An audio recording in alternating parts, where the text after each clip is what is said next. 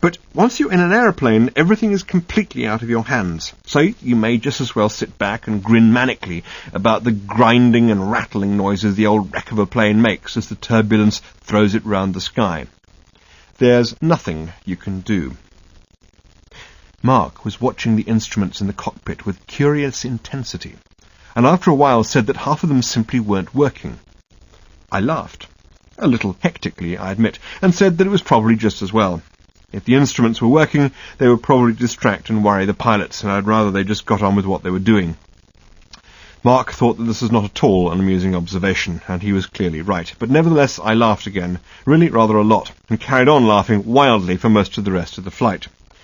Mark turned and asked a passenger behind us if these planes ever crashed. Oh yes, he was told, but not to worry, there hadn't been a serious crash now in months. Landing at Labuan Bajo was interesting because the pilots couldn't get the flaps down.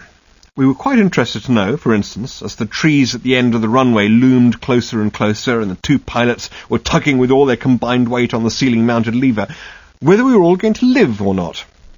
At the last moment, the lever suddenly gave way, and we banged down onto the runway in a subdued and reflective frame of mind. We climbed off the plane, and after lengthy negotiations, persuaded the airline staff to take our baggage off as well, since we thought we'd probably like to have it with us.